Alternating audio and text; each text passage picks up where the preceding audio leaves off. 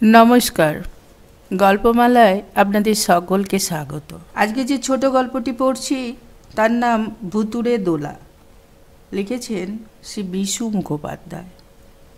অল্প বয়সে ভূত সম্বন্ধে কৌতূহল মেশানো ভীতি সবারই থাকে, আমারও ছিল।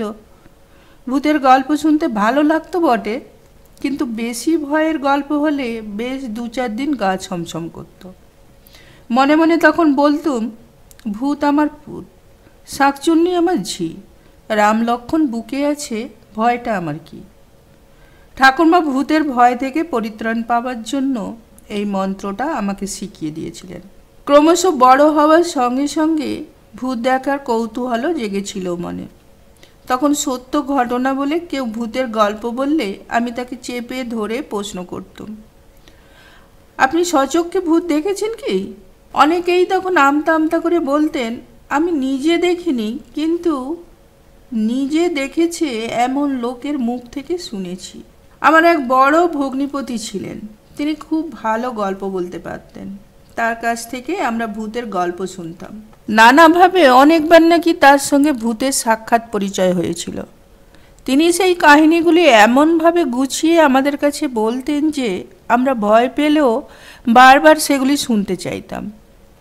একবার তিনি তার পিস্তুত ভাইয়ের এমন একটি ঘটনা আমাদের কাছে বলেছিলেন যা আজও ভুলতে পারিনি আরও এই জন্যে যে সেই পিস্তুত ভাইকে ছোটবেলায় আমরাও দেখেছিলাম, এবং এ কাহিনী যে সত্য তা তিনি নিজেও আমার কাছে স্বীকার করেছিলেন।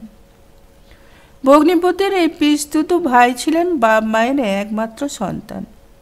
তাদের অবস্থাও বেশ ভালো ছিল। গ্রামের মধ্যে দোতলা কোঠা বাড়ি ছিল একমাত্র তাদেরই। জমির জায়গার আয় থেকেই সংসারে শুধু চলে যেত তা না, বাড়িতে দোল দুর্গোৎসব পূজা আর্চাও হতো। এই পিস্তুত ভাইয়ের বউটি ছিল ভারী লক্ষ্মী মেয়ে। লক্ষ্মী প্রতিমার মতো বউটি শ্বশুরের ঘর আলো করে ঘুরে বেড়াতো। শ্বশুর শাশুড়ির সেবা যত্নে ঘর সংসারের কাজকর্মে সকলের মুখেই বইয়ের সুখ্যাতি আর ধরত না। কিন্তু বিয়ের 7-8 বছর কেটে যাবার পরও বইয়ের যখন কোনো ছেলেপুলে হলো না, তখন পাড়া প্রতিবেশী আত্মীয় স্বজন থেকে শ্বশুর শাশুড়ি সকলেই চিন্তিত হয়ে পড়লেন। একমাত্র ছেলের কোনো ছেলেপুলে না হলে ছেলের বাপ মায়ের ভাবনা হয় বই কি। তারা বইয়ের ছেলেপুলে হওয়ার জন্য নানা ঠাকুর দেবতা শরণাপন্ন হতে লাগলেন। এখানে ওখানে বইয়ের নামে পূজা আর্চা দেন, মানত করেন। যে যা বলে তাই করে। বইয়ের হাতে গন্ডাকতক মাদুলি ঝুলিয়ে দিলেন। এমনি করে আরও প্রায় বছর 2 কেটে গেল, কিন্তু কিছুতেই কিছু হলো না। শেষে বইয়ের ওপর কেমন যেন একটা বিরূপ ভাব দেখা দিতে লাগলো শ্বশুর শাশুড়ির। বিশেষ করে শাশুড়ি সেটা প্রকাশ করে ফেলতে লাগলেন নানাভাবে। পাড়ার মেয়েরাও এসে যোগ দিতে লাগলো তার সঙ্গে। এমন টুকটুকে মিষ্টি বইয়ের মুখে ক্রমশ ভয়ে ভাবনায় কে যেন একরাশ কালি ঢেলে দিলে। সুঠাম সুশ্রী চেহারা দিন দিন রোগা ফ্যাকাশে হয়ে যেতে লাগলো। অনেকে এমন কথাও বললে যে বইয়ের ওপর নিশ্চয়ই কোনো অশরীরী দৃষ্টি পড়েছে, তাই ছেলেপুলে হচ্ছে না, আর শরীরটাকে চুষে খাচ্ছে। এইসব শুনতে শুনতে বইয়ের মনেও একদিন ধিৎকার এসে গেল। সে স্থির করলে এ জীবন সে আর রাখবে না। একদিন রাত দুপুরে বাড়ির পাশেই এক জলথইতি দিঘিতে ডুবে আত্মহত্যা করবে বলে সে বেরিয়ে পড়ল চুপি চুপি। আস্তে আস্তে পা টিপে টিপে বাড়ির দরজা খুলে দিঘির পাড়ে এসে দাঁড়ালো। চারিদিক আবছা চাঁদের আলোয় থমথম করছে। মৃত্যু ভয় না থাকলেও বউটি হঠাৎ ভয় পেয়ে গেল সামনেই বেলগাছের তলায় এক লম্বা চওড়া পুরুষকে দাঁড়িয়ে থাকতে দেখে। আলো আঁধারের মধ্যেও তাকে স্পষ্ট দেখা যাচ্ছিল। তিনি আস্তে আস্তে এগিয়ে এলেন বউটির কাছে। এসেই ধমকের সুরে বললেন, ছি মা, এ তুমি কি করতে যাচ্ছ? যাও, ঘরে ফিরে যাও, শীঘ্রই তোমার মনস্কামনা পূর্ণ হবে। তবে এ কথা আর কাউকে বলো না তুমি। গলায় পইতে খালি গা দীর্ঘকায় এই পুরুষকে প্রণাম করে বউটি ভয়ে ভয়ে আবার পা টিপে টিপে বাড়ি ফিরে এলো। সকলে তখনও অঘরে ঘুমোচ্ছে। বাড়ির কেউই এ কথা জানতে পারল না। পরের দিন সকাল থেকে বউ হয়ে গেল একেবারে অন্য মানুষ। এতদিন মন মরা হয়ে সে নিজের মৃত্যু কামনা করেছে। আজ তার মুখ হাসি খুশি, মনে আনন্দের জোয়ার। কয়েক মাস যেতে না যেতেই ক্রমশ বইয়ের কোলে বাচ্চা আসার কথা প্রকাশ হয়ে পড়ল সকলের কাছে। শ্বশুর শাশুড়ি থেকে আরম্ভ করে পাড়া পড়শিদেরও আনন্দ আর ধরে না। বইয়ের তখন কী আদর যত্ন। শাশুড়ি বলে, তুমি মা বেশি খাটাখাটি করো না। শ্বশুর বলে, বৌমাকে মাছের মুড়োটা দাও। আর তার স্বামীর তো কথাই নেই, সে যেখান থেকে যা পারে ভালো খাবার জিনিস এনে দেয় বউকে। এমনি করে দিন যায়। ব্রহ্মদত্তী ব্রাহ্মণের কথাটা কিন্তু বইয়ের পেটের মধ্যে ফুলে ফেঁপে উঠতে থাকে। স্বামীকে বলি বলি করেও ভয়ে বলতে পারে না। শেষে একদিন থাকতে না পেরে বলেই ফেলল। স্বামী তো শুনে একেবারে হতভম্ব, কিন্তু এই হতভম্ব ভাব সহজেই কেটে গেল যখন একটি মিষ্টি হাত পা নাড়া জ্যান্ত ডলপুতুলের মুখ ভেসে উঠল তার চোখের সামনে। আনন্দে আত্মহারা হয়ে গেল সে। মাথায় একরাশ কোঁকড়া কোঁকড়া চুল, টানা টানা চোখ, আর তুলতুলে দেহটা যেন ময়দার সঙ্গে আলতাগুলে তৈরি করেছে কে।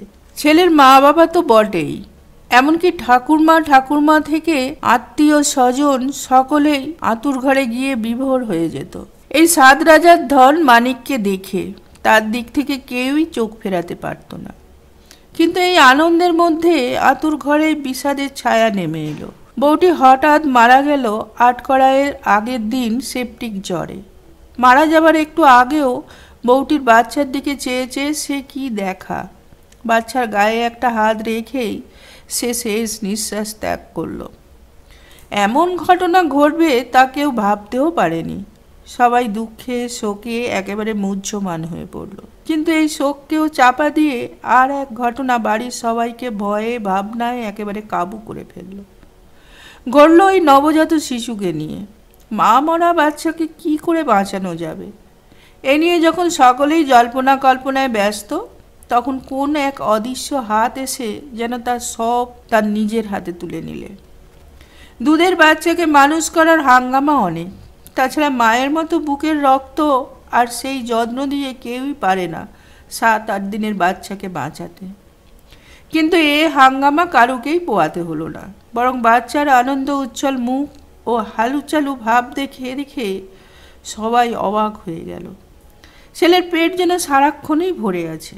খাওয়াতে গেলে খেতে চায় না, কান্নাকাটিও বেশি নেই। একটু কেঁদেই কাকে এদিক ওদিক দেখে, আবার যেন চুপ পড়ে যায়। মুখে হাসির রেখা ফুটে ওঠে। গাছের কাঁথা বা ঢাকা ভিজিয়ে ফেললে কেউ বদলে দেবার আগেই সেগুলি সবার অলক্ষ্যে কে যেন পাশে ফেলে আবার নতুন পাট করা কাঁথা কাপড় বদলে দেয়।